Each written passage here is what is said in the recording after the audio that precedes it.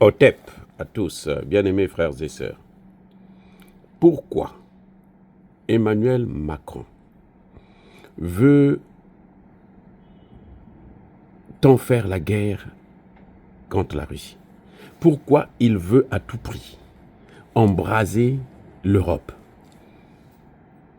Il prend ce risque pour pouvoir embraser l'Europe.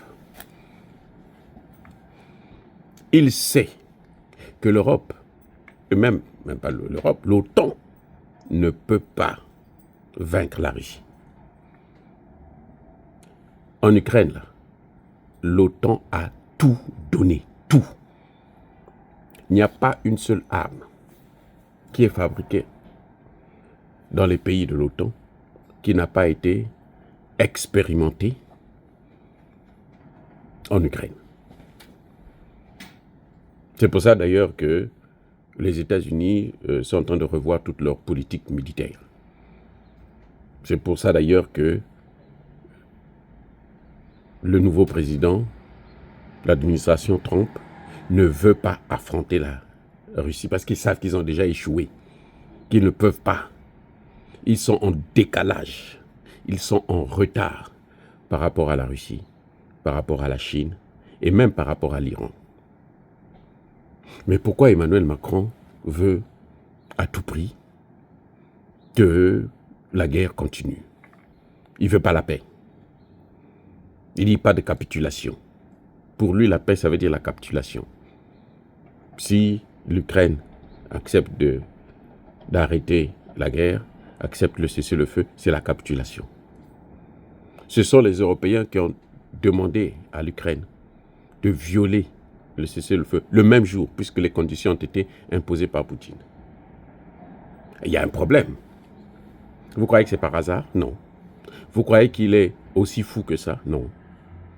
Il sait, son armée le lui a déjà dit. Les généraux français lui ont déjà dit que nous, on ne peut pas battre ces gens-là. D'ailleurs, à quelle armée? Ils ont combien de soldats? À peine 20 000 soldats opérationnels. 20 000. 20. Si on compte avec les réservistes et les autres par-ci par-là, on peut facilement arriver à 40 ou 60 000. Pas plus. Mais il veut quand même affronter un pays qui a plus d'1 million de soldats. Vous croyez qu'il compte sur son arme dissuasive? Non. Il ne compte pas sur l'arme dissuasive. Parce qu'il sait qu'il est en retard même dans ce domaine-là. Avec 200 têtes, face à quelqu'un qui en a 6 000, le plus grand au monde. On croyait que c'était les États-Unis qui avaient plus, mais on se rend compte maintenant qu'en fait, ceux qui ont plus là, ce sont les Russes. Et puis la technologie là, du nucléaire là, ce sont les Russes qui maîtrisent ça le mieux au monde. Même les Américains font parfois recours aux États-Unis pour gérer leurs armes. Alors dites-moi, il y a deux choses qui motivent Emmanuel Macron. Eh oui, il y a deux choses. Macron veut à tout prix que l'Europe puisse avoir une armée. Ce n'est pas pour attaquer la Russie, parce qu'ils seront prêts dans 10 ans. Mais dans 10 ans, vous croyez que les Russes vont être là à les attendre? Les Russes vont continuer à progresser.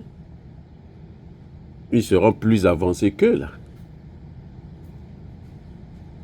Vous croyez que quand Macron veut développer son arme dissuasive, il va faire les essais là où? Si ce n'est pas en Afrique. Et c'est où? Parce qu'en Afrique, c'est là-bas où vous trouvez les chefs d'État qui n'ont pas de tête. Des sardines. Qui acceptent tout parce qu'ils sont tellement fins. Ils ont besoin d'argent pour le fonctionnement de leurs fonctionnaires, leur administration. Ils sont prêts à tout. C'est en Afrique qu'on trouve ça. Donc l'espace, c'est là-bas. Donc je disais, Emmanuel Macron a deux objectifs. Le premier objectif, c'est de faire en sorte qu'on oublie ces déboires internes. Parce que le pays, la France, est ingouvernable. L'actuel Premier ministre Bayrou, là, il risque de sauter, s'il ne fait pas attention, d'ici là, il va sauter. D'ailleurs, ils ne s'entendent même plus avec son patron, Emmanuel Macron. Ils sont devenus à couteau tendu. Ce sont deux ennemis dans un même, à l'Élysée et Matignon. Donc, il est dans une situation politique interne tellement catastrophique, une situation économique, ce qu'on appelait le Mozart de la finance, est devenu le Mozart de la dette. Donc, quand il veut affronter Poutine, les Français oublient les vrais problèmes qu'ils ont. C'est ce qu'ils ont toujours fait en Afrique. Quand nous avons décidé de faire les conférences nationales souveraines, qu'est-ce qui s'est passé? On nous a divertis. Ils ont tout pris, ils ont transformé. On n'a pas parlé de la façon dont eux, ils enflamment, déstabilisent nos pays. On n'a parlé que de nos dirigeants, alors que nos dirigeants ne peuvent pas faire ce qu'ils ont toujours fait sans les Occidentaux. Donc on nous a divertis. On était là, on a vu l'occasion d'insulter nos propres dirigeants. Et puis, à la fin, la situation est restée la même. Eux, ils continuent à contrôler l'Afrique. Les excuses. Donc, c'est cette politique que Emmanuel Macron est en train de mettre en France. C'est-à-dire divertir les Français sur les vrais sujets économiques, parce qu'il y a eu même des détournements d'argent, beaucoup d'argent d'ailleurs, des fonds. Il y a eu des déboires politiques. Les institutions de la République sont instables. Il y a des gens qui demandent même la démission de Macron. Donc, pour éviter que les gens puissent en parler, pour éviter que la situation puisse s'accélérer, et pour essayer de remonter un peu la côte dans le domaine de la politique interne, eh ben, il est obligé de divertir les Français avec cette situation. Et les Français qui n'ont jamais rien compris d'ailleurs, c'est pour ça qu'ils ont toujours soutenu les politiques macabres que leurs dirigeants ont toujours fait, eh ben, ils tombent dans le piège. Mais la deuxième des choses, c'est quoi? C'est que l'armée qu'ils vont faire là, c'est pour se battre contre qui? C'est pour attaquer l'Afrique? Eh bien, les pays africains doivent se préparer.